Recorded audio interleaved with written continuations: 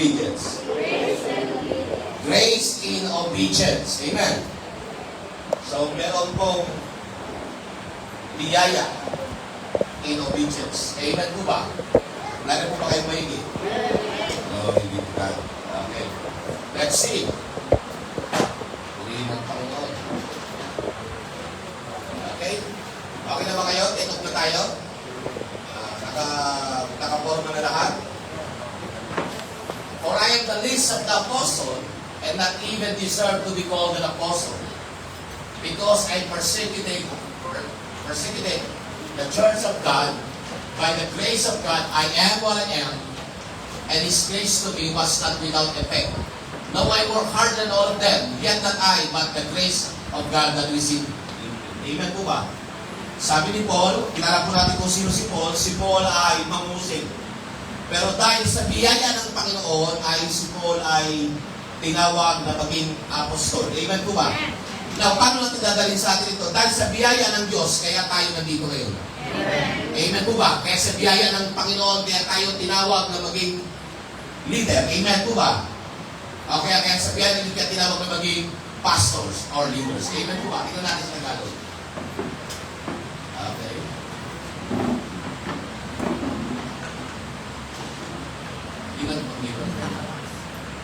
Sapagkat ako ang pinakahamak sa mga apostol, hindi nga ako karapat-dapat tawagin isang apostol, sapagkat inusin ko ang iglesia ng Diyos.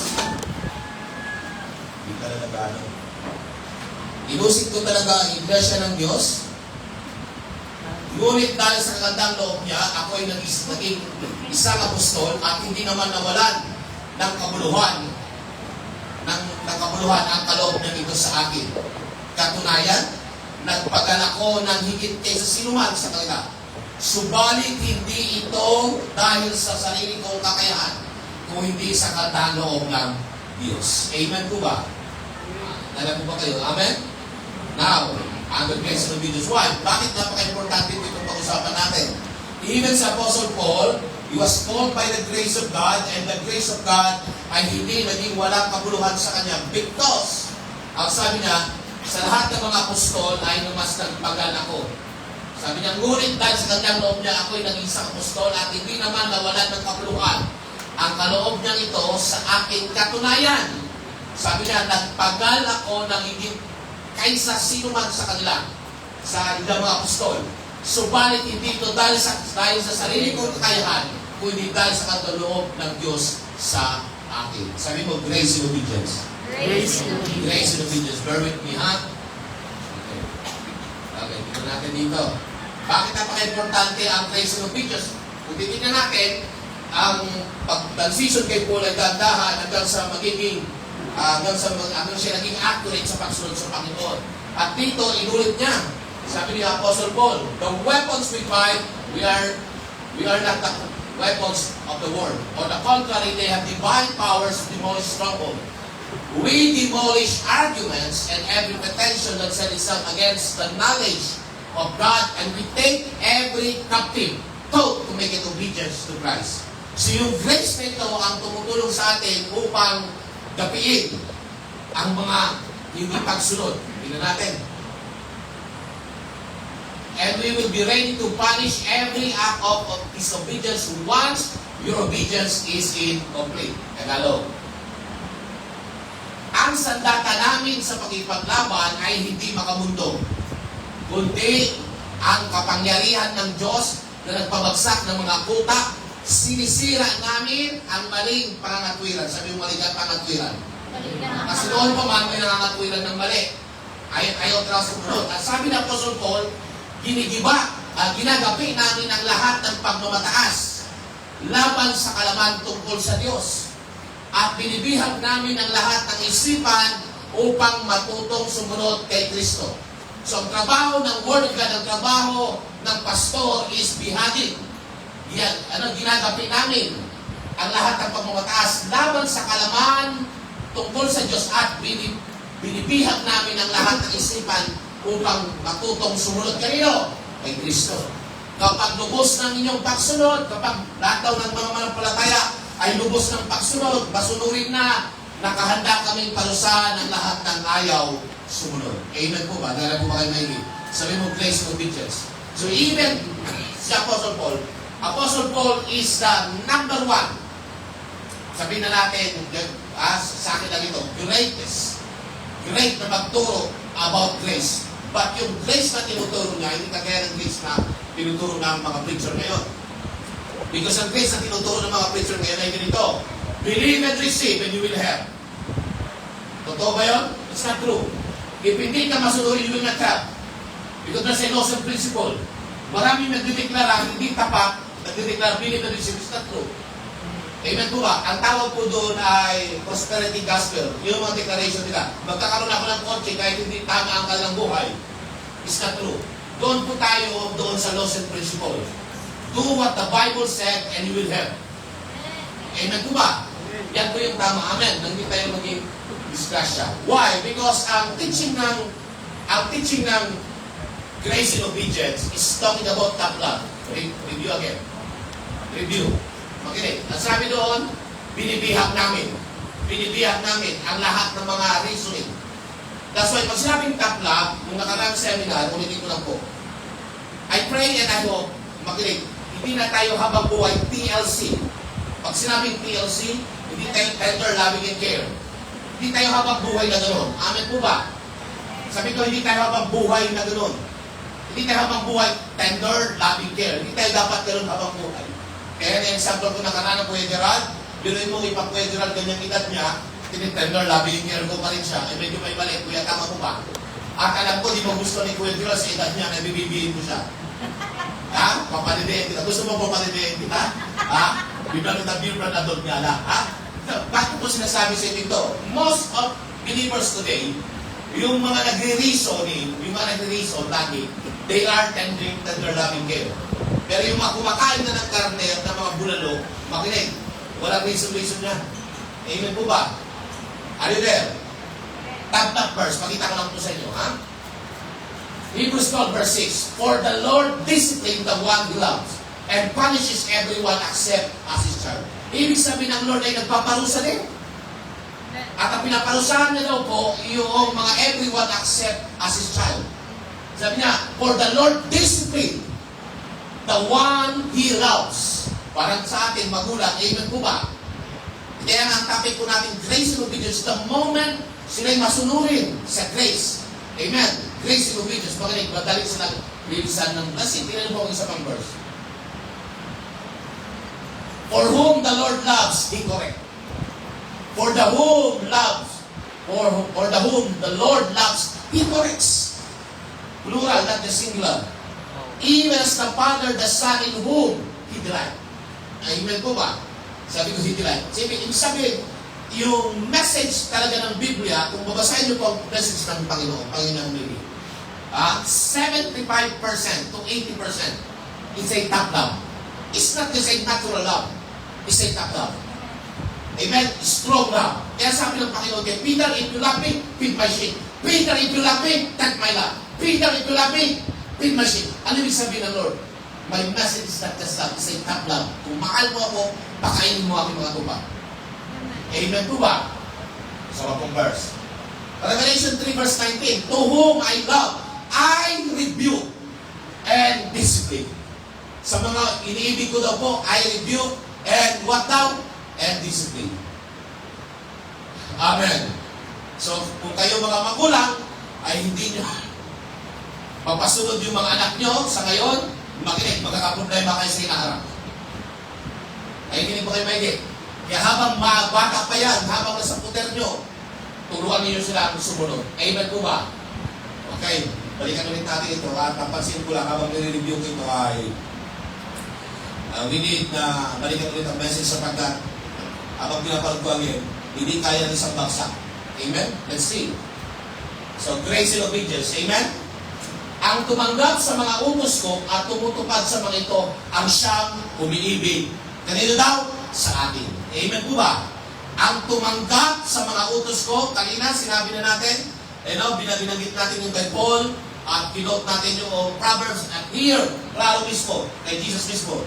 ang tumanggap sa mga utos ko at tumutupad sa mga ito, ang siyang umiibig sa akin. Amen? Yung tumanggap sa mga utos ng Diyos at tumutupad nito, ang ano sabi mga kapatid, His family, ang siyang umiibig sa atin. Gusto ko kayo kumustahin, maya, ulit-ulit ko itong tatanungin sa inyo maya. Kumusta ang inyong pagsunod? Kumusta ang inyong pagsunod? Ang umiibig sa akin ay ibigin ng aking Ama. Kapag tayo umibig sa Panginoon, paano tayo umibig sa Panginoon? Tingin kay Pastor. Paano ka umiibig kay Lord? Tingin kay Pastor. Sa pagsunod. Sabi niya, ang umiibig sa akin, ang sumusunod sa akin, ang katupas ng pagsunod is pag-ibig. At sabi niya, ang umiibig sa akin ay ibigin ng aking Ama. Amen? Pag minahal mo, inibig mo ang Lord, or sinunod mo pa, because ang pagsunod is pag-ibig. Ang pag-ibig is pagsunod. Huwag niyo po kalimutan. Kaya sabi ng Lord, ang umiibig sa akin ay ibigin ng aking Ama. Amen po. Once inibig mo, Lord, sumusunod ka na lang, sabi ni Jesus, ay ibigin ng aking Ama. At ang sabi ng Lord ni Jesus, ibigin ko rin siya. Ibigin ko rin siya. Kaya ang tunay na umiibig sa Panginoon ay sumusunod. At ang mga masunurin ay umiibig sa Diyos. Tanong mo yung katabi, kumusta yung pagsunod. At tingnan niyo po ang lahat ng masunurin, ang lahat ng umiibig kay Lord, ang Lord ay nagpapahayag. Tingnan niyo po ibigin ko rin siya at ako'y lubusan magpapakilala sa Kanya. Amen po ba? The moment ikaw ay masunurin, the moment ikaw ay umiibig sa Diyos, ang sabi ng Panginoon, ibigin siya ng Ama at ibigin ko rin siya. At lubusan at magpapakilala sa Kanya. Amen. Hallelujah. Amen. Tinanong siya ni Judas, hindi si Judas Iscariote, Panginoon, bakit po sa amin lang kayo magpapakilala ng lubusan at hindi sa salimutan? Why kaya? Because aminin man natin sa hindi. Makinig, ang Lord hindi siya magpapakilala sa mga hindi umiibig sa Kanya talaga. At pinagpapakilala lang ang Panginoon sa mga gustong sumunod sa Kanya. Amen po. Sumagot si Jesus. Ang umiibig sa akin ay tumutupad ng aking salita. Maliwanag po yan. Ibigin siya ng aking Ama at kami ay pupunta sa Kanya at mananahan sa Kanya. Kung kanina ay lubusang magpapakilala, dito dinagdagan pa ni Jesus, lubusang mananahan sa Kanya. Biruin niyo po. Kapag sumasa inyo ang Panginoon, makinig, walang Satanas na pwedeng manalo sa iyo. Tandaan nyo lagi, unahan ko na kayo, tinuro ko ito sa mentoring. Kasi pang tuwalis sa kanya na ilagay ko yun. Disobedience, makinig kayo mga kapatid. The moment you disobey, you rebel against God. Kapag hindi ka sumunod, makinig, you declare rebellion. Disobedience is rebellion. Why? Because disobedience is sin. Sin means rebellion against the will of God. Sabi Dr. Masmundo. Amen po ba? Sin is rebellion against the will of God. That's why every time you disobey, you commit sin. And the moment you commit sin, you disobey. The moment you disobey, makinig, you rebel against the will of God. Amen po ba? And every time you disobey the will of God, makinig, ikaw ay nagkakaroon ng self-destruction. Pinapasabog mo yung sarili na hindi mo wala kang alam. Amen po ba? Sabi mo sa inyo kagabi, this grace in obedience. Amen? Again, dalawang tanong po again, kumusta ang pagsunod natin? Amen? Makakaasang dahil tanong ko ngayon. Tingnan niyo po ang hindi tumutupad sa aking mga salita ay hindi umiibig sa akin. That's why there's no strength, there's no revelation, because hindi ka masunurin. Ang hindi tumutupad sa aking mga salita ay hindi umiibig sa akin. Ang salitang narinig ninyo ngayon, narinig ninyo ay hindi sa akin, kundi sa Ama nagsugo sa akin. Ang salitang narinig ninyo ay hindi akin. Ito'y, makinig, galing sa Ama nagsugo sa akin. Amen po ba? Same as a pastor. Hindi ito galing akin, kundi galing mismo sa Panginoon. Ini-encourage ko po kayo. Amen po ba? hear and obey. The moment you hear it, obey it. Amen po ba? The moment you hear it, obey it. Amen? Now, bakit kaya sinabi? Because here in John 10, sabi ng Lord, alam mo kaya hindi kayo masunurin? Because ito yung katotohanan. But you don't believe me. The moment you don't believe, you don't obey. But you don't believe me because what? You are not my sheep. Sabi niya, hindi ko talaga kayo mga tupa. You are not my sheep. You know, sabi, my sheep, why? Why? Because if tupa talaga kayo, my sheep, listen to my voice. I know them and they follow me. Sabi niya, kung kayo talaga yung mga tupa ko, sabi niya, you listen to my voice. And I know them and they follow me. Amen? Nakikinig ko ba? I give them eternal life. Ito po yung grace of obedience. The moment my sheep hear my voice and I know them and they follow me, what is the grace of obedience? This is the grace of obedience. I gave them eternal life. Take note of this. Ang eternal life ay para lamang sa mga tupa. Hindi para sa mga kambing. Ulitin ko again. Ang context na ito, para lamang, I give you eternal life para lamang sa masunurin. Huwag po tayong magkakamali. I gave them eternal life and they will never perish. Sino? Yung mga sheep. I gave them eternal life and they will never perish. No one can snatch them out. No one can snatch them away from me. That's the grace in obedience. Sabi, that is the grace in obedience. Why? For my Father has given them to me. Ang sabi ng Lord. And He is more powerful than anyone else. No one can snatch them from the Father's hand. So pag tayo ay nasa grace and obedience, dalawang kamay ang nagko-cover sa atin. Ano ang magiging dahilan ng iyong pag-alis of your disobedience? Oh, wala akong kausap. Dahil po ba kayo maigi? Amen? Diba? Ngunit ayaw ninyong maniwala sapagkat hindi kayo kabilang sa aking mga tupa. Nakikinig sa akin ang aking mga tupa. Ang sabi ng Lord, nakikilala ko sila at sumusunod sila sa akin. Amen? Alam niyo mga kapatid, kahit hindi kayo magsabi, kilala kayo ng Lord.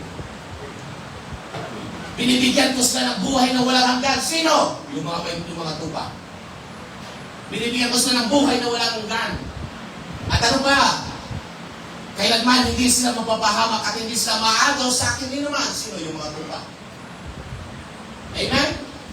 Palakpakan po muna natin yung okay, let's go. Top love. Being a good shepherd slash pastor, you know? Shepherd is pastor. God's love is not just comfort. Tanda nyo lagi. Hindi lang po siya comfort. It's transformative, top love, guide us back to His best. Amen. Amen po ba? Ginagayad ka ng top love na ito ng salita ng Diyos sa best. Hallelujah. Praise the Lord. Palakpakan po natin ang Panginoon. Amen. Okay. Balikan ulit natin yung grace. Kasi grace and obedience. Grace is God's power and ability working in you that you will become the person that God wants you to be. Ang biyaya daw po ang biyaya po ay God's grace is power and ability working in you, ano? So that you will become the person that God wants you to be. Anong gusto naman mangyari sa atin? To be like Christ. Amen po ba? To be like Christ. Bakit po kaso to be like Christ? Kapag bawat sa atin ay Christ-like character, makinig, walang demonyo na pwedeng tumagal sa buhay mo. And the devil left you. Amen. Grace in you versus grace through you. The grace through you is about the ability that you need to have. Amen po ba? So that you may be able to do what God wanted you to do. So ang ibig sabihin, ang biyaya pa rin ng Panginoon ang tumutulong sa atin ngayon upang magawa natin yung assignment natin, yung pinagpagawa sa atin ng Panginoon. Narinig ko ba kayo maigit? It's all about the grace of God. Kaya sabi ni Apostle Paul, I am what I am because of the grace of God. Kaya lang ang grace of God ay hindi kinatuturuan na maging tamad. Ang grace ng Panginoon, tuturuan ka niya upang magawa mo ang iyong assignment. Walang kausap, assignment. Amen po ba? Kaya hindi karapat dapat sabihin, grasya naman ang pag-grace ng Panginoon. Ano man mangyari sa akin, may grace naman ng Lord. Naunawaan naman ako ng Lord. Is that true? Galing po ba kayo may grace in you versus grace to you. Grace in you is it is there so that you will become. So it will become what God wants you to become. The focus is your being. Amen. Galing po ba kayo may Church, narin po ba kayo? Grace in obedience. Amen? Kaya nga po ngayon sa totoo lang, sabi ko nga sa PSM, hindi na ako magtuturo ng every Saturday. Ang magtuturo nito PSM para masanay sila. Amen po nga, give them assignment. The only way for you to receive the grace is to be connected to the grace. Amen? At ang pinaka-grace, walang iba kundi si Jesus. But true to pander, si Jesus ngayon ay wala na dito sa atin. Si Jesus ngayon ay nasa kanan ng Diyos. Roma chapter 8 verse 34, pakibasa niyo pa yung Bible. Ephesians chapter 2, naroon din po siya. Amen, nasa kanan ng Panginoon. Even si Stephen, Philip tayo, kalong ng martyr, si Stephen, nung siya'y binabato, at nakita niya na ang Panginoon Jesus ay nasa kanan ng Diyos. Ang meron po sa atin ngayon, makinig, ang God Holy Spirit. At ang God Holy Spirit ang tumutulong sa atin to kumbikas. Amen? Now, the only way for you to receive the grace is to become connected to the grace. Amen. Sa mga nanonood ng live, amen. Nasaan ang grace niyo? Nasaan ang grace? Amen. So, ito pang grace. Surely you have heard about the administration of God's grace that was given to me for you. So, ang grace natin, ang grace ninyo, kung akong pastor nyo, tinutuloy nyo akong pastor, tata, yung grace mo sa akin. Nakikinig ba kayo, Mike? Parang ganito. Bigyan natin example. Pati nyo, every Sunday natin ngayon, parang seminar. Pakikinig mo, Mike, ha? Kahit may pera ka rin kay 1 milyon, ako yung bangko. Amen? So, yung pera mo nakadeposit sa akin, mawi-withdraw mo kaya? Paano mo ma-withdraw yung pera mo? Ako yung bangko mo. Paano mo withdraw?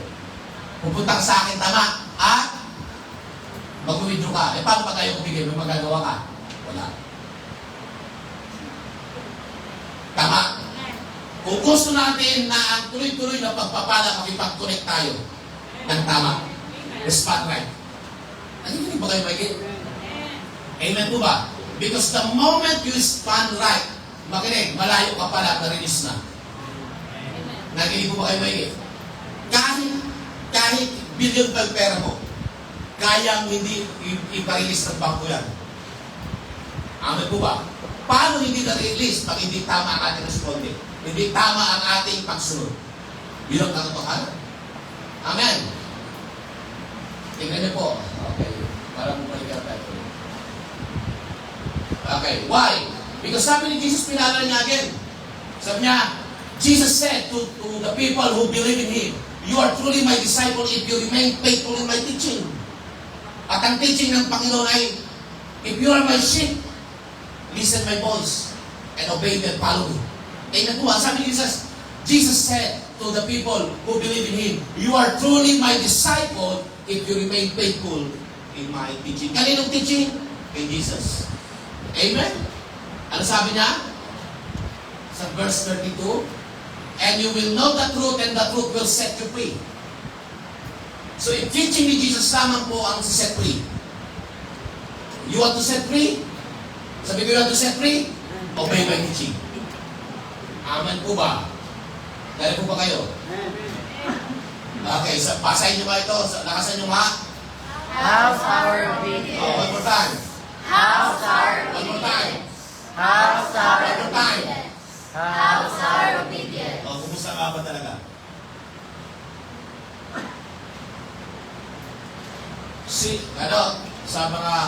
Sabi ko kay Pastor Mami, siya na magtuturo ng sa June. Tatapusin kita eh.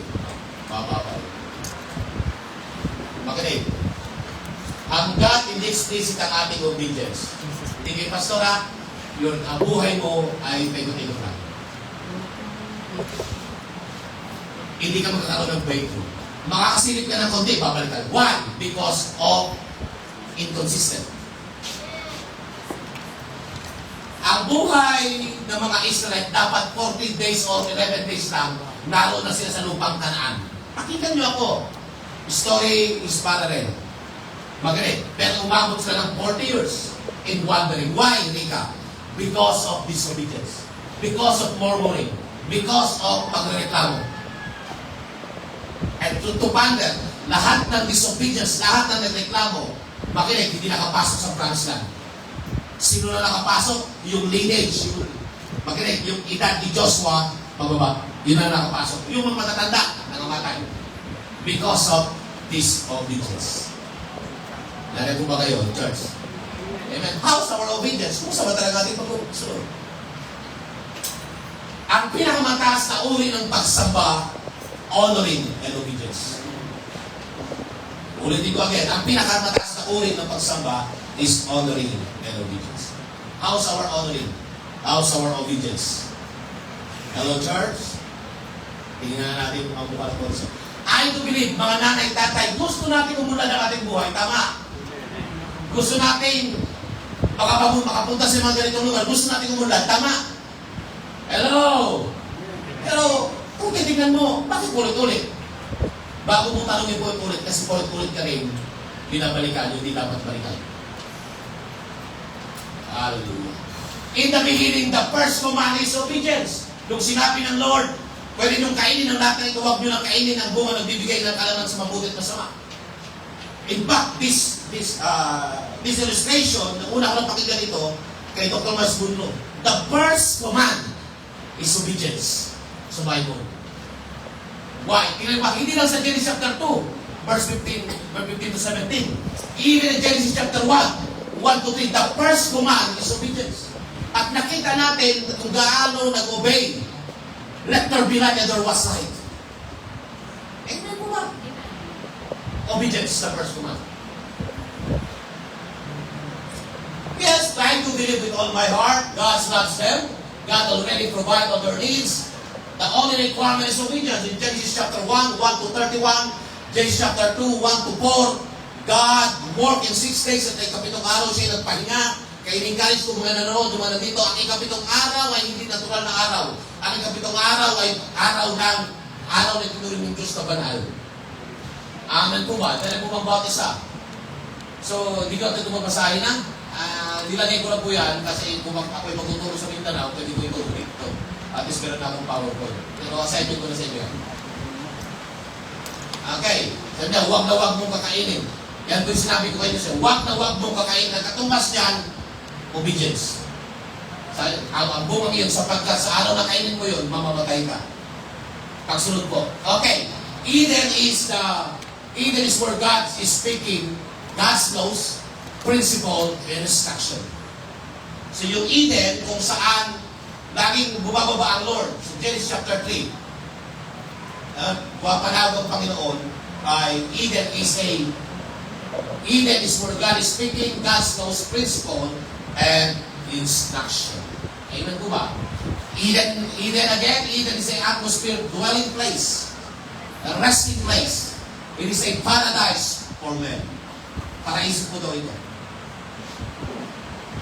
Nilagay tayo ng Diyos sa loob ng kanyang kaharian. You know? Sapagkat sa loob ng kaharian ng Diyos, ito pong meron, government. Ay merong secure ka, safe ka, at safe ang tao. Hello? Amen. What is government? Sabi ko, anong purpose ng government? Government is put order. Kaya kapag sa church, ang church po ay may gobyerno din. Amen po ba? Huwag niyo na akong tanongin, Pastor, kumusta yung pagpunta ko sa Senate? So, hallelujah, pray for the Philippines. Pray for the whole Senate. Amen. Gusto kong tip, mga nanonood sa akin yung mga kampo SCB. Huwag basta't maniniwala sa media. Amen. Yan po tip. Huwag kayo maniniwala sa media. Hindi po lahat ng sinasabi ng media ay totoo. Okay? We need a true government because a true government put a extraordinary order. Amen po ba? The first mention of worship has nothing to do with music. It's all about honoring, obedience, and sacrifice that was made. Amen, church. Hello. Okay, sabay natin basahin ito again.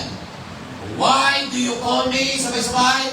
Why do you call me Lord, Lord, and do not do what I say? Yes. As for everyone who comes to me and hears my words and puts them into practice, I will show you what they are like. Ano daw sila? Tingnan natin. Ito sila. Next.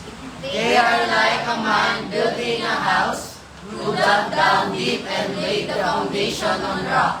When a flood came, the torrent struck that house but could not shake it, because it was well built. Next. But the one who hears my words and does not put them into practice is like a man who built a house on the ground without a foundation. The Okay. moment the torrent struck that house, It collapsed and its destruction was complete. Amen? So alam na natin ito. May dalawang klaseng tao. Yung isa ay nagbukay, tinanim sa kabatuhan. Amen po ba? Pareho po ito ng Matthew chapter 7. Anong katumbas dyan? Sige nga, alam po ba Tagalog? Tanongin natin, basa. Bakit niyo ako tinatawag na Panginoon, Panginoon? Gayong hindi naman ninyo tinutupad ang sinasabi ko. Next. Sasabihin ko sa inyo kung ano ang katulad ng taong lumalapit sa akin, nakikinig sa aking mga salita at nagsasagawa ng mga ito. How's our obedience? Bakit niyo ako tinatawag Lord, Lord? Nung nakaraan, sinabi ko po ito, ulitin ko again. Alam niyo ba ngayon, habang nag-increase tayo sa knowledge understanding, hindi mahalaga sa Panginoon kung anong tawag Lord ba tawag. Impact siya kay Lord God Almighty siya. Pero ang pinakamahalaga sa Diyos is hindi yung lagi mong pagtawag Lord, Lord. Ang pinakamahalaga sa Diyos yung pagiging masunurin mo. Matthew chapter 7, 21 to 23. Ang sabi doon, in the last days, sabi niya, many will call, Lord, Lord, in your name I'll cast out demon. I heal the sick. Ang sabi ng Lord, hindi kayo kilala. Kayo gumagawa ng kasamaan. Sabi ng Lord, sino? Ano gusto naman rin? Yaong nakikinig at sumusunod sa kalooban ng aking amang nasa langit. Same dito. Bakit ninyo ako tinatawag Panginoon, Panginoon?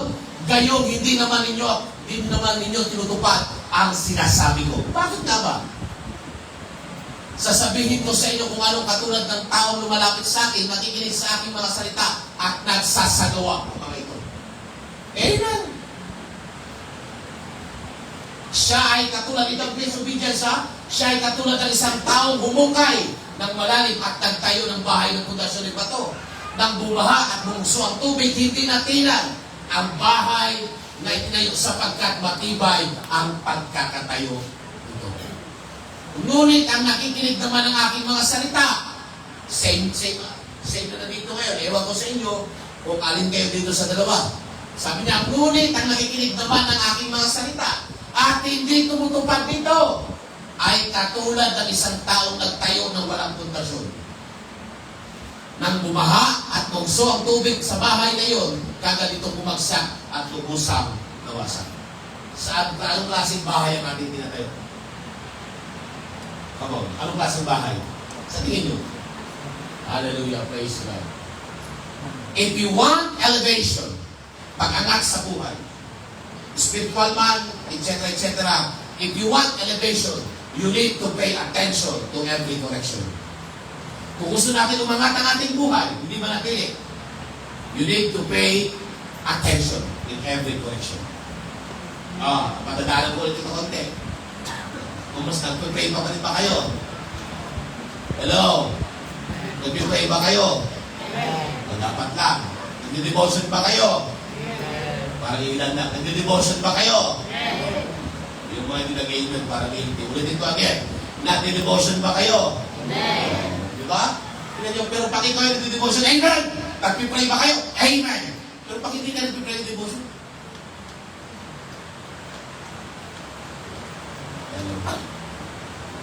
paying attention it was make it closely to. Amen? Your personal relationship with God and to the man of God is more important than your position in the church. Napaka-importante po ito. Amen? Ulitin ko again. Your personal relationship with God And to the men of God is more important than your position in the church.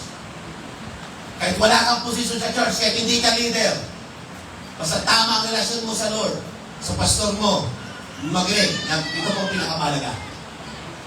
Hello, naging mo ay Amen. Character over titles. Character over titles. Alam niyo na po ito. Ang character ng Lord ay masunurin kaya over titles. Critical issue in this last day. So ano na yun? You don't need more time. You need more focus. Hindi mo kailangan ng maraming time, kapatid, para sumunod kay Lord. Kailangan mo ng focus. Do you agree? Sabi ko, do you agree? Pangalawa, your greatest enemy is not the devil. It's the version of you that refuse discipline. Ang pinaka-greatest na kalaban mo ay hindi ang magaling. Hindi ang demonyo, kundi yung pag-refuse mo, yung version mo na refuse sa disiplina. Amen. Alam na natin ito. Napansin niyo, binalingan ko again, kasi alam ko nakalimot kayo. Amen po ba? Sabi ko nakalimot kayo. Sa isang linggo lang, madali makalimot. Amen? What is the difference of a chicken obedience and pig obedience? Chicken obedience, madali ka magbigay kapag puro itlog lang. Amen? Ang ibig sabihin, madaling magbigay ng tira-tira. Madaling sumunod ng puro itlog lang. Amen? What is the difference? Tignan niyo po. The chicken gives egg, but the pig gives bacon. Makinig, sino sa inyo rito yung parang baboy? Ha. Parang, hindi ko sinabi baboy ta. Diba? Kasi yung baboy daw po, makinig, ang chicken ko na pagsulod, ganito ang chicken na pagsulod, ang yabang ng chicken na pagsulod. Yung chicken na pagsulod ganito. Lord, magbibigay ako ng maraming itlog, Lord. Pulutin mo, Lord, isa-isa, itlog dito, itlog doon. Sa titig na natin, parang maganda kasi puro itlog. Araw-araw may itlog. Kaya lang, ang problem ng chicken, hindi na kaya basta-basta ibigay yung kanyang sarili. Para sa baboy na magbigay ng bacon, kailangan niya mamatay. But the pig gives bacon. So the question is, who is ready to give their bacon? Maraming manampalataya, tingin nyo, ang pangsunod ay parang manok. Hello? Puro itlog lang binibigay. Ang ibig sabihin ng isang mentor, magaling, tira-tira ang binibigay mo. Pero pag sinabi mo, binigay mo yung bacon na sarili mong binigay mo, kailangan mo munang mamatay para makapaghain ng bacon. Hello? Anong klaseng pagsunod tayo? Malamanok o malababoy? Kasi usapang baboy, ang iba dyan, may dalawang baboy na malakihim. Kaya malaki ko silang ikasal din. Even kung pa, palapakan muna natin ito. Palapakan muna natin ito. Kapag may baboy kayo isa, kompleto na yung handa doon. May mitado, may nuno, di ba? Ang ibig ko sabihin, ang Lord ay gusto niya, tayo ay makinig, maging, baboy. Parang bacon. Amen po ba? Are you there? Kasi minsan nagyabang ng iba. Lord, susunod kami. Pero pag usapang buhay na, hindi na kaya nabigay. Hello? Pero ang baboy, alam niyo po, kaya pa nakikita kayo na pumunta sa slaughter. Alam niyo ng baboy ang anong purpose eh. Papalakihin na kami hanggang 6 months, papatayin na kami. Tama? Alam mo baboy talaga kanina ko. Pero hindi ikaw yun, ha? Sabi ko, parang baboy. Hindi ko sinabi baboy ka. Are you there? Nasarap ng ulam ng Dre, no? Alam ko, favorite mo yun, yung mga ganyan. Naman ba? So, bakit sinabi ni Jesus? Because my food, said Jesus, is to do the will of Him who sent me and to finish His work. Si Jesus po ay parang, hindi ko sinabi si Jesus ay baboy. Si Jesus, makinig ang kanyang sarili, ay parang naging baboy. Makinig, kompleto ricados. Amen. Pag ikaw ay kumakain pa ng diluguan, pati dugo kain lahat. Wala ko isa. Hindi mo ay kakasal ha. Sabi ko, Lady, laki na yung dugo. Libing ang dugo ha. Sinabi sa kanila ni Jesus, ang pagkain ko ay tuparin ang kalooban ng sugo sa akin at tapusin ang pinapagawa niya sa akin. Amen? Tinulit ang ni Jesus. Kaya sinasabi sa kanila ni Jesus, pagkatandaan ninyo na walang magagawa ang anak sa kanyang sarili. Lamang. Ang nakikita niya ginagawa ng Ama, siya lamang niyang ginagawa. Ang ginagawa ng Ama ay siya rin ginagawa ng anak. Amen. Ganun din po sana po tayo. Amen po ba?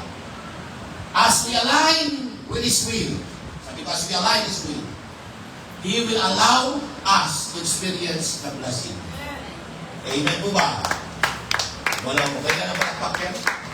Hindi nawa.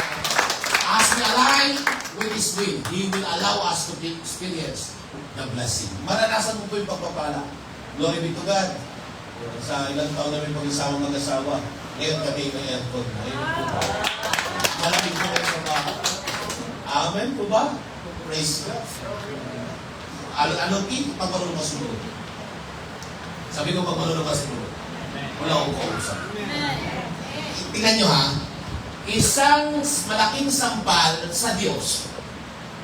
Makinig, at pagtatawanan ka ng mga tao na nakakilala sa iyo, if hanggang ngayon ang buhay mo ay walang pagbabago. Kung sasabihin natin, ang Diyos natin ay mayaman at hindi nagbago ang iyong buhay, may malaking question mark. Bakit pastor gano'n? Because, how to ponder, meron kang binabaylay, the laws of obedience. Ang pagiging pasuloy. Hindi kalooban ng Lord na mag-stay ka sa gano'n. Because habang inaaral ko po, again, yung Bible, from Genesis hanggang Revelation, hindi sa akin, walang mahirap talikod ng Diyos. Masasyak ka po, walang mahirap talikod ng Diyos. Wala akong makausap. Yung sinasabi natin si Peter ang pinakamayaman sa 12 na apostol. Impact hanggang ngayon sa Israel ang kanyang bahay, tourist spot. Siya ang pinakamayaman. Bakit ba naman minulat sa atin ng mga sinauna ang nanatili hanggang wakas ay nagiging banal? Hindi katotohanan yan. Ha? Rexon, pag ikaw ay laging mahirap, wala laging masain, wala laging makain, makinig, malapit ka sa pagnanakaw. Hello? At ang unang mga nakawin, piyak times. Kaya hindi kalooban ng Lord yan. Ang kalooban ng Lord, progreso ka na umangat ang iyong buhay. Mula sa wala. Amen. Mula sa wala, iangat ng Lord ang buhay. Nung kami nakakilala sa Panginoon, at nung kami bumukid mag-asawa, pakinggan niyo ang maigit. Ang aming dala lamang ay ilang baso. Ilang baso lamang na galing pa sa kasal. 4 yata, 3 pinggan, wala pang gasol. Ano kami? Korean style. Sasakit. Amen? For so many years. 7 taon. Amen? Pero hindi pumayag ang Lord na gano'n. As long you obey God. Eh, ngayon po, puri ng Panginoon. Balik ng pang bahay namin. Pero glory to God. Pinandahan ng Lord kung netuhin nito. Amen po ba? Kaya mayabang ako ngayon eh. Sabi ko sa pastoral staff, mag-meeting tayo sa bahay. Amen po ba? Sabi ko sa PSM, mag-meeting tayo sa bahay Wednesday. Amen po ba? Kasi mayabang ka na. Amen po, bakit ba ito sinabi sa inyo ito? Makinig, isang palatandaan na ang buhay mo ay pinagkaharian ka ng Lord. Hindi lamang magaling ka magturo. Isang palatandaan na ikaw ay pinagharian ng Lord, umangat ang buhay mo. Amen po ba? Hindi ka habang buhay, nagtitinda ng butchi. Hindi ko minamalit yan. Ito tutupagan. Because gusto ng Lord ipakita sa iyo, sa kamag-anak mo, sa kapitbahay mo, sa mga klase mo, na yung sinamahan mo, yung pinuntahan mong lugar ng Diyos, lugar kung saan pinagpala ka. Kaya naman tanong ko, how's our obedience? Kaya namin naranasan ngayon, ako bilang pastor nyo, kaya namin naranasan ngayon ng mga ganito, nakapunta kami ng Senate, nakapunta ng because of obedience. Accurate, corrected, bukan ito naman of God, kung ano ang meron ng mentor na important kaming mga minimenti ng mga anak. Wala ko kausap. Kung anong meron siya, important kami. In fact, pagpasok na namin doon sa Senate, hindi sa akin, pagpasok sa Senate, naroon yung mga bishop, merong bodyguard si Pastor Wilbur, 2 kami Pastor Awi. Doon ko nakita na pag ikaw ay pinagharian ng Lord, itataas na Lord ang stature mo. At even itong mga tao ito, kahit isa lang yung kamay mo, glory to God, halos mag-bow down sa iyo because they acknowledge na ang Lord is sa iyo. Why? Bakit? Kasi hindi sila makapunta doon kung wala si Pastor Wilbert. Si Pastor Wilbert ang nag-invite sa kanila kaya sila makapunta doon. Kahit mga bishops sila. Amen po ba? At habang nagpipray kay Cayetano, sabi ko, anong purpose ko dito? Si Cayetano nagpipray. Sabi, anak, inihanda kita, pati ang church sa pinagkatiwala ko sa iyo. Na hinis time, kayo naman magpipray ng kagaya ng gano'n. At kung hindi ko mamaranasan yun, tingin sa akin. Kaya ganito ba, kaya hindi ko mamaranasan yun, kayo at mga anak nyo, ang gagawa no. That's why kailangan ngayon pa lamang mag-train. Kaya nga, ako ay umaalwat ngayon doon sa discipleship natin dito. Kasi gusto ko, sa biyaya ng Lord, ay ang magturo ng mga discipleship, sa mga discipleship, the PSM. Amen po ba? Palagpagan ko natin. As we align His will, He will allow us to experience the blessing. Mamamalaki. Okay, ito na lang. Para makita nyo. Ano yung si Pastora? Alam? Kahapon, walang naman na kami grocery. Kahapon lang ito. Kahapon lang, first of all. May pera si Pastora 50, may pera ako ng dati, bumili kami ng peanut butter. May dumating sa amin. Pangalan, bakit ito pangalan? Hindi na kapag grocery kami, Kuya Luis. Ang ibig ko sabihin, as you align, as you keep obeying God. Amen. Merong tao na gagawin na sa iyo. Hindi ko man-expect na magbibigay siya ng love gift sa akin kasi kahit ilang beses akong turo, okay na naman kayo palain. Pero kapo, nagpadala ng love gift. Wala kami kami sa grocery. Ba't ko po sinasabi ko sa inyo? As we align, as we obey. Hindi siya hayaan na yung rep ko walang naman. Kasi tama nga po din, puro malapit na. Amen po ba?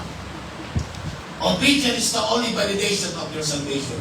Ang totoong ikaw ay ligtas, masunurin ka. Yan ang bang validation niyo. Amen po ba?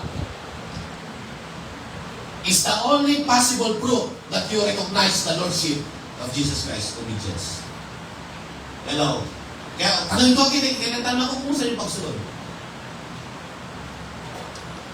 Alam niyo ba si Abraham? Yes, mayayaman sila mula kay Tera, pero umalis siya ng walang-wala. E nanginig pa kayo may at doon siya sumunod kay Lord, David. Pinagpala siya. Pinagyaman siya. In fact, binibigyan siya ng haring. Sabi niya, no.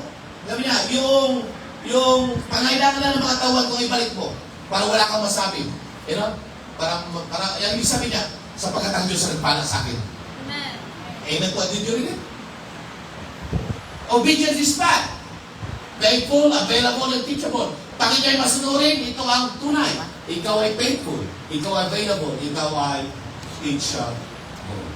Amen. Obedience plus submission equals realignment. Nare-realign ka. Hello? Realignment is start in obedience. You cannot be realigned na walang obedience, walang submission. Sabi ko, hindi ka marirealign. Growth begins when you stop explaining and start sabay. Okay, magbasa ka. Growth begins when you stop explaining and start changing. Huwag laging nag-explain ni Pastor kasi Pastor, no. Kaya kayo don't explain. Growth begins when you stop explaining and start changing. You must change. You must change. You must You choose. must change. Magbago ka. Amen? Hello? Basa din. Excuses keep you. Bakit sabay-sabay basa? Excuses keep you comfortable, but they also keep you stuck. Naka-stuck ka na lang kung pag-lagi ka ng-excuse. At walang promotion sa lagi nag-excuse. Excuses keep you comfortable, but they also keep you stuck. Hello. Kailangan meron kang ba, laging may ginagawa ka kay Lord. Amen? Tinan mo, nung umayo kami, nung Friday, pag-uwi namin, meron kami halos, ilang kilo yung battery, yung mangga. Yung mangga galing sa Mindanao, ngayon ko na nakita doon sa Santiago doon, sa nilalive ko ng battery, nilalive ko namin doon. Nang tawag sa mga mangga wani, pinala ko sa bahay. Kung ba, praise God, tinan mo, sa bahay na po, wala akong mangga. Hello? Dahil kung sa bahay na ako, wala akong mangga, nakinig po ba kayo maigi? Kaya inahamon ko kayo, humayo kayo. Amen po ba? Wala ba? Paano mag-release ang Lord ng mangga at ng papaya at ng mga patola? Ito na sa bahay ka na lagi. Hello? Walang kausap. Kaya sabi mo, tama na pagkaka-excuse. Amen? Read. As long as you justify it, you will never Practice mo confront kasi it. read. As long as you justify it, You will never confront it. And what you don't confront, you can overcome. Agree? Now, ano ang dapat mo kumprontahin sa sarili mo? Hello? Sarili mo. Naalala ko sinabi ni Pastor Wilbert, sino nakasama sa Saturday dito kayo, di ba? Ano? Narinig ko dito at revelation sa akin. Minsan pag titignan natin sarili natin sa salamin, kawawa ka talaga. Isang mo na lang. Alisa, tingin. Kawawa ka talaga, Alisa. Napakakitin mo. Kaluga mo. Sabi na. alam. Kaya pag tayo tumitingin ka sa sarili mo, maawa ka eh. Alam mo kung bakit? Kasi ikaw yung tumitingin sa sarili mo. Pero kung titignan mo, example na lang, ha? Ako na lang. Siyempre, pogi ako. Balbalunga. Kung ako na lang titigin, tingnan mo, ako na lang. Kung titignan ko yung sarili ko, ito ipaparamdam sa'yo ng sarili mo. Kaya huwag mo papakinggan ang voice of the flesh, voice of the emotion, voice of the word. Bakit? I-voice ang sarili mo. Because ang sarili mo sasabihin, kawawa kayo, di marinig sa amin. Wala kayong anak. Yun yung salamin. Hanggang ngayon, wala pa rin kayong bahay. Yun ang salamin mo sasabi sa iyo. Ano? Hanggang ngayon, ganyan ka. Kung papakinggan mo yun, makinig, ma-stuck ka. Malulungkot ka, madidistress ka. At ikukumpara mo yung sarili mo sa iba. Pero tignan mo yung salamin because ang salamin is the word of God. Ang sasabihin naman sa iyo ng salamin, ang salamin ang dapat ang magsalita sa iyo. Sani, bagamat wala kayong anak, nagagawa ko yung pinapagawa ng Diyos sa iyo. Amen po ba? Bakit po sinasabi ko sa inyo? Because, makinig, there's an enemy. Ang greatest, maraming mga boys. Kapag hindi mo alam ito, makinig, malulungkot ka. Ating kumpara mo yung sarili. Hallelujah. Hello, church. Amen? Kaya kapag umarka sa lamin, sabi mo, paluga man ako sa iyong palingin. Ako ay mahal na mahal ng Diyos pa rin. Amen. Tama ba? Hello. Pero hindi ka naman paluga, ha? Pero gawin mo, hindi ka na rin. Now, next. What to take away? God is not waiting for your reasons. He is waiting for your response. Kaya He's waiting for your response. Respond natin yung reason mo. Responding. At kung re-responding ka naman, responding ka ng tama. Hello? God is not waiting for your reason. He's waiting for your response. Ito yung reason. Sino dito talaga gusto mag-ibang kanyang buhay? Amen. Oo, di. Tamang responding kailangan. Amen po ba? Hello, sabi ko tamang responding kailangan. The moment, read. The moment excuses end, maturity begins. The moment hindi ka na mag-excuse, maturity begins. Because yung laging nag-excuse, makinig, is not mature. Ito, magiging example. Sa ROTC, never ka mag-excuse ko sa, ang tawag dito sa ROTC nyo? Yung pinaka-chip nyo. Kasi yung pamangkin namin din sa Mindanao ay head siya ng ROTC nila. Ha? Kadet. Di ba? Hindi ka pa rin magsabi, ay, ayoko po. Hindi, di ba? Ganon din sa Lord. The moment excuses and maturity, the moment excuses and maturity begins. Kasi sabi mo, mature ka. Mature ka. Basahin natin ito. Read. Noong ako'y bata pa, ako'y nagsasalita, Nag-iisip at nangangampirang tulad ng bata. Pero ako'y mayroon ng sapat na gulang. Iniwanan ko na ang mga asal bata. Sabi nyo ako'y parang ang mga bata. Ang mga bata ay parang ganito. Ha? Asal bata. Pag hindi mo na pagbigyan yan, nagwawala. At ang daming reason yan. Di ba? Wala akong kausap. Ang mga bata ngayon, makinig. Tanggalan mo ng cellphone, nagwawala. Isip bata. Pero yung matanda, pag tinanggalan mo ng cellphone, ayaw, hindi ka na nagwawala. At ina mo, mampakit, pagka tinanggalan kita ng cellphone, tapos pagulong-gulong ka doon. Pero yung mga anak nyo, tanggalan nyo ng cellphone. Inagpagin nyo, nagwawala. Sino Ano yan? Kasi nga hindi mo mapakain na walang cellphone eh. Okay pa lang, mali yun. Hindi dapat yung anak mo nasusunod. Hindi ko kaya na wala. Wala akong kausap. Hindi dapat mo yung nasusunod. Kapag kakain, wala mo ng cellphone. If kayo hindi nyo sila kaya kontrolin, kakainin kayo niya pinabukasan. Ganon din sa church. Hello? If hindi ko kaya kayong kontrolin, makinig. Makinig. Magiging tinig kayo sa lalamunan ng church. At yung pag-control na ito, hindi ito pag-control-controlin yung buhay mo. Turuan ka kung kontrolin sa pagsunod sa Panginoon. Amen po ba? Hindi ito yung... Kaya nga, ito na lang ha, pinagpaalam sa akin. Sabi ko, okay. Pero sa tingin ko magaling. Nagpaalam sila sa akin, okay lang. Pero at least alam nila yung stand ng church. Amen po ba? Because ang true to father, makikinig mo ito, ito true to father. Magpaalam man kayo o hindi. Kung ano yung stand ng salita ng Diyos, hindi mo rin mapabalik. Amen po ba? That's why this kind of teaching is not controlling.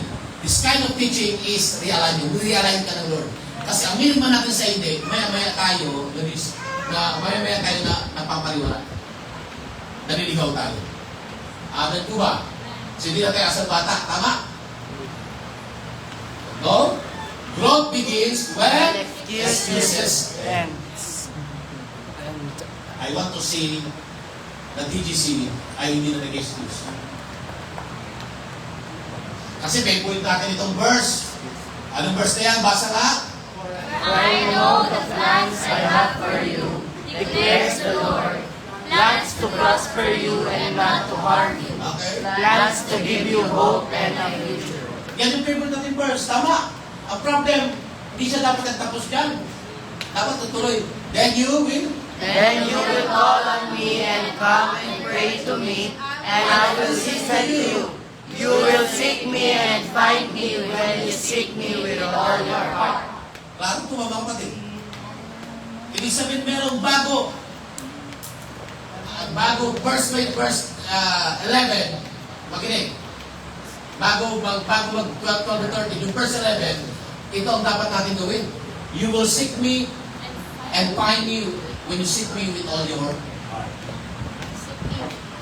Why? Because in Luke 11:23, He replied, Blessed rather are those who hear the word of God and obey it. hear and obey. Yun yung mapala, yun yung sa Tagalog. Blessed rather those who hear the word of God and obey it. Mapala daw po yung nakikinig at sumusunod dito. Amen. Alam po ba, church? Tingnan niyo po ang Psalm 128, 1-2. Read. Blessed are all who fear the Lord, who walk in obedience to Him. You will. You will eat the fruit of your labor. Blessings and prosperity will be yours. Every time the moment wala ka ng excuses, ang sabi, blessing and prosperity will be yours. Blessing and prosperity will be yours. Blessing and prosperity will be yours. Blessed are all who fear the Lord, who walk in obedience. Pagsunod pa rin. Read. Remember, obedience is the only key that unlocks the God's treasure of blessings in our lives. Obedience pa rin. Hello? Again, how's our obedience? Woo, praise God. Tingnan niyo po ito. Obedience. Obedience is the key to the heart of God. Pagsunod pa rin po. Ang key sa puso ng Diyos. Read. All my friends, You do what I command. Sabi niya kayo mga kaibigan ko, if sinusunod niyo ang aking utos. Oh, hallelujah. Read. Sabay-sabay. it is true that God loves everyone, but it is those who obey Him that He specifically called them His friends. Specifically call his friend? Sino? Yung mga sumusunod. Kaya huwag yung kantahin basta-basta, I am the friend of God. I am the friend. No. The friend of God is masunodin. Abraham is the friend of God. Hello? Ang environment ng banal na spirito, makinig. Is masunod. The moment, every time ito'y nakikita ng God, the Holy Spirit masunod, masunodin, Babakapan niya si Allison. Amen po ba? Mga hadlang sa pagsunod. 1, pride. Kaya hindi ka nakasunod, mag-pride. May nakita na kayo mag-pride na masunurin? Hello. Pangalawang hadlang sa pagsunod. Unbelief. Pag sinabing unbelief, hindi naniniwala. Pangatlong hadlang sa pagsunod, ignorance. Pangatlo, kayabangan. Katabaran. Katigasan ng ulo. Mga hadlang sa pagsunod. Hello. Hello. Eh, lagi kasi nire-reason ng iba, ganito. Pastor Sally, nagkakamali ka. The Lord is lovable, gracious. I know the Lord will love lovable, gracious. Pero I do believe too na ang Lord di ka niya kukusintihin. Siya yung mga ginagawa hindi pagsunod. Now, bakit ba, Pastor, pag ulit po siya sabi pagsunod? Because every time sumusunod tayo sa kalooban ng Lord, hindi, Pastor, hindi para kay Lord yun. Kundi para sa iyo. Kundi para sa iyo, para sa pamilya mo. Amen. Hindi ang Lord naggagawa ng mensahe na kagaya ng ganito para lang sa isang tao. No. Kaya niya tinuturuan ng kongregasyon. Ikaw at ako tinuturuan ng sumunod. Hindi para sa kanya, kundi para sa iyo. Because ang magbubukas ng lahat ng pagpapala, makinig, para sa buhay mo, pagsunod. Walang kausap. Alam mo, isang bagay na ayaw ng Satanas na maunawaan mo ang katungan ng pagsunod. Sapagkat, tingnan niyo may idea, pansinin niya ako, makinig medyo. Nung ang Lord lumikha ng, sabi niya, lumikha tayo ng dagat, ng buhala, lahat tayo sumunod, right? Yung hangin na pinahinto niya sumunod, right? Yung tumawid sila, papuntang lugar ng, tawag doon, yung inalihan ng demonyo, tumawid sila sa bangka. Nung nagkaroon ng bagyo, sumunod yung hangin. Paano siya sabi ito? Kung ang hangin at ang sapa, ang lawa, ang dagat ay sumunod, masunurin.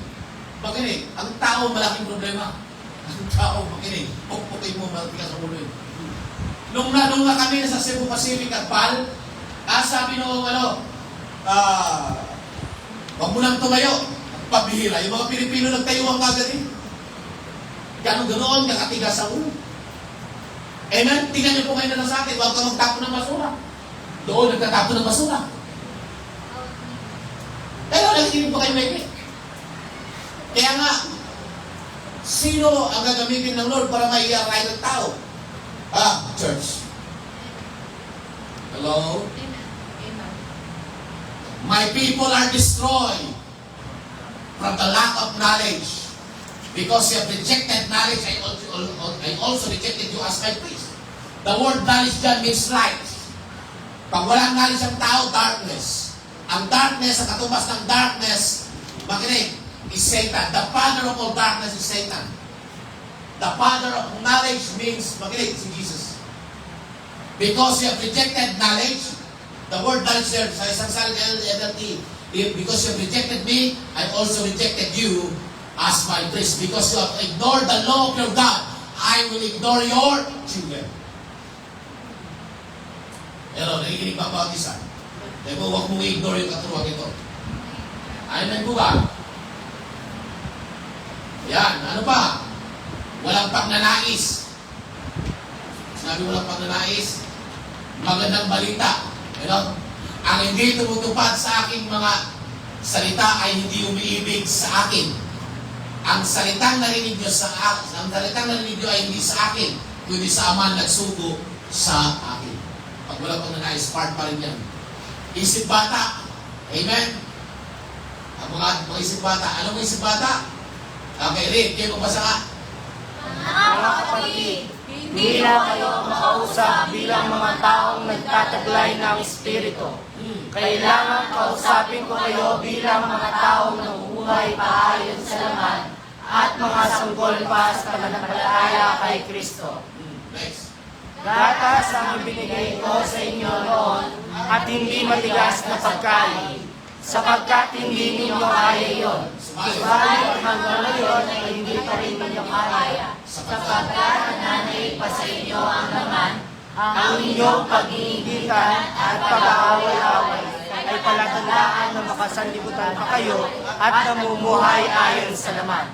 So, pag ngayon may costumbre tayo na ganito, magaling, isip bata ka. Amen? Kaya hindi mo makain yung bulalo. Ano daw palatandaan ng isip bata? Ha? Ano daw? Sapagkat na naito sa inyong laman. Alin? Pagigitan, pagaway-away, ay palatandaan, makasilimutan pa rin kayo. Karnal. Hello? Kaya po bang bawat isa? At pag isip bata ka, hindi ka talaga makasunod. Ang accurate.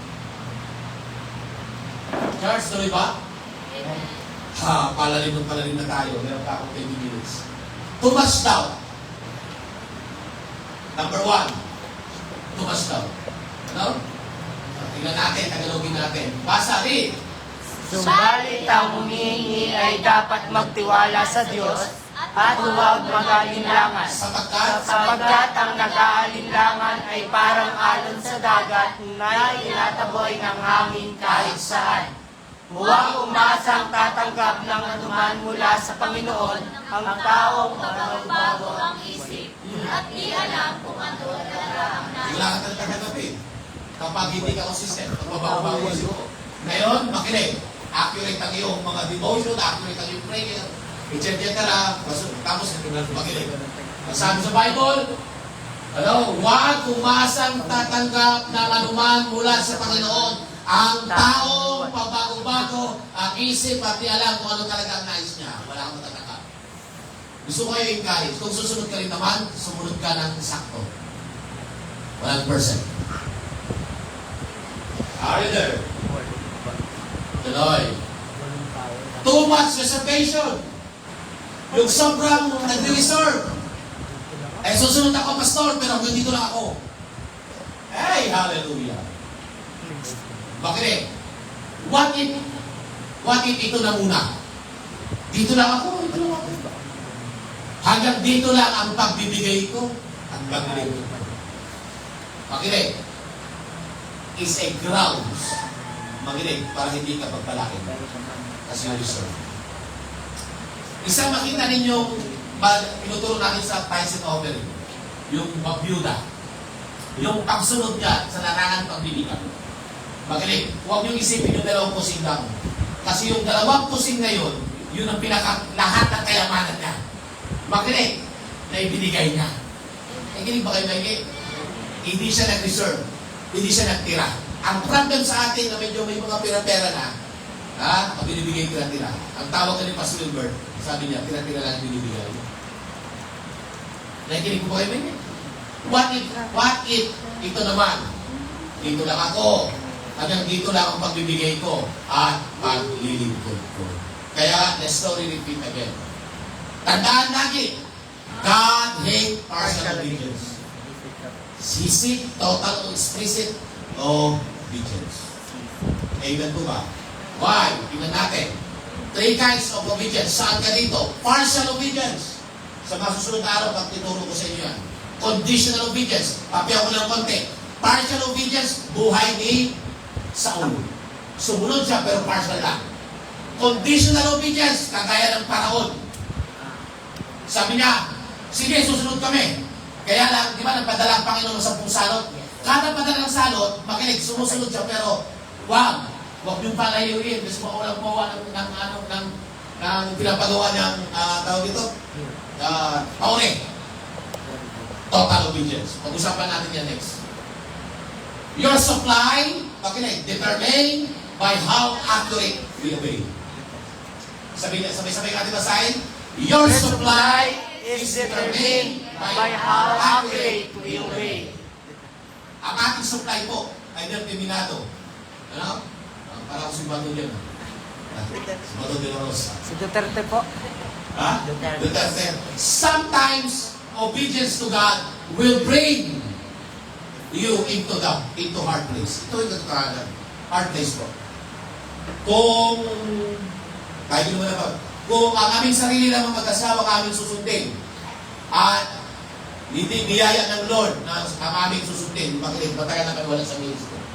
Yung 6 na beses ko mawalan ng anak, bakunan, makinig, Baka wala na din ako nagpasto.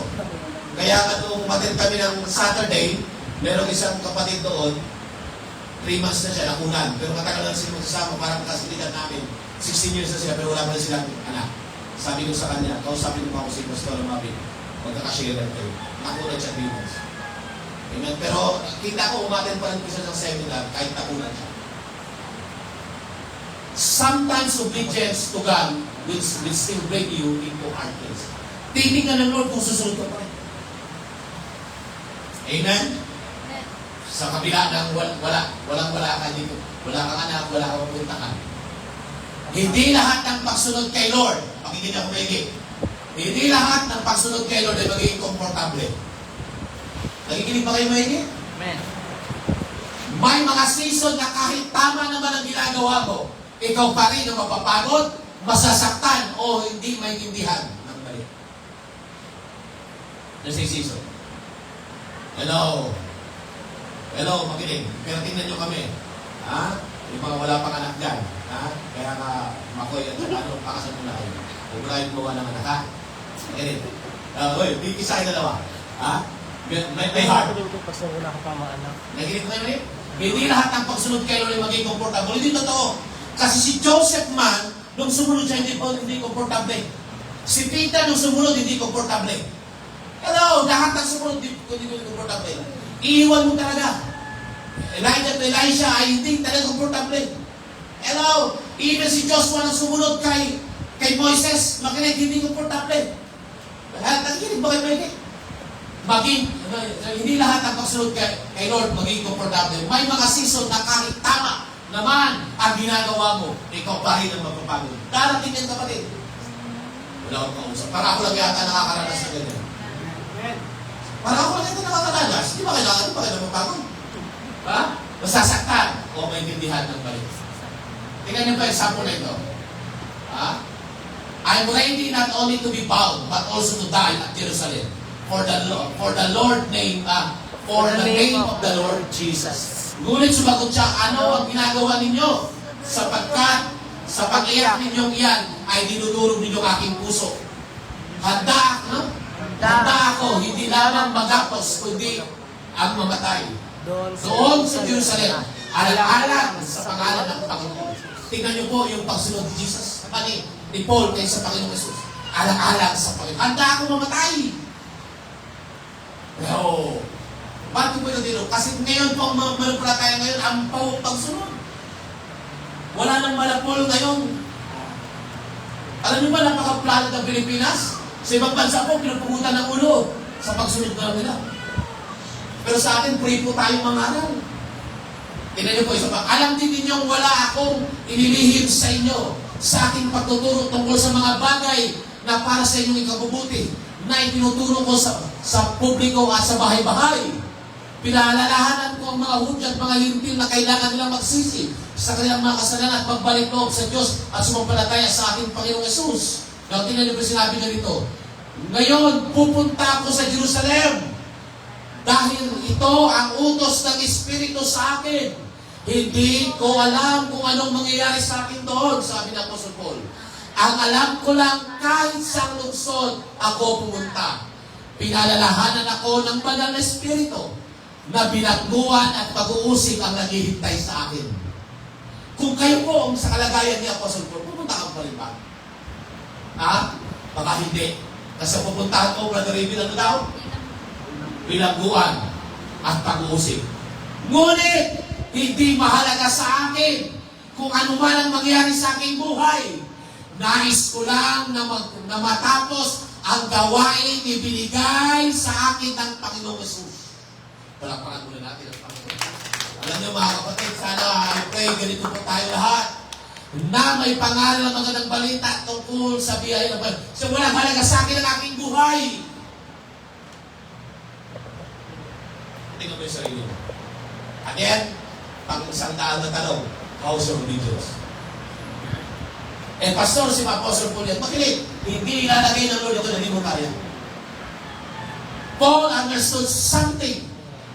Many of us struggle to accept following God is not always safe, easy, or convenient. Tandaan mo lagi, hindi po lagi safe. Christian obediente. Hindi po. Hindi po totoo yun. Amen? Darating sa iyong paghayo. Praise God ngayon, ang lugar nila, Raven, ay sementado na. Nung una-una kong paghayo doon. Pero, pagpakayuan ko pa na, nagtutulak kami mag-asawa ng motor. Amen po ba? Ngayon, diretso na yung krasada. Amen po ba? Mahirap po. Kung sarili ko isipin, pambihira. Nakaligo ako, purong-purong ako, putik na putik yung pa ako. Kung iyan ang isipin mo, nagiging ba kayo? Kaya, pagkasama si Kay, talaga, may balat yun, balat yun. Following God is not always safe, easy, or convenient. Hindi talaga. May lugar na pupuntahan kang maganda, comfortable. Pero may lugar talaga, tagagtakpawis mo, lalo na sa kulungan. Amen po ba? Sometimes obedience will cause you comfort. Basahin niyo po mga kapatid. Sometimes obedience will cause you comfort. Sometimes it will separate you from people who don't understand your calling. Sometimes the path God asks you to walk on will feel heavy. At hindi sa akin, meron ako i-address lang. At ang number one minsan na hindi makaunawa sa iyo, pamilya rin. Gusto ko lang ilagay yan. Ang number one minsan, kamag-anak nyo, magulang nyo, hindi minsan makaunawa sa iyo. Totoo po sasabi ko. Bakit malagi kayo ganito, ganyan? Hindi na naunawaan. Hello, kahit pa sila man ang palataya, hindi na naunawaan. Hello, church? But hear this. Makinig. Hindi porket mahirap ang daan, ibig sabihin, wala ang Diyos. Hello? Nakikinig ba kayo maigi? Kailanman hindi tayo pinabayaan ng Panginoon. Amen po ba? Amen. And just because it hurt, doesn't mean you are out of His will. Makinig. Hindi porket nasasaktan ka ngayon, hindi sabihin ikaw ay wala sa will mo. Ayun, palapamog na natin ang bago sa pagkakaunawa. Some struggles are not punishment.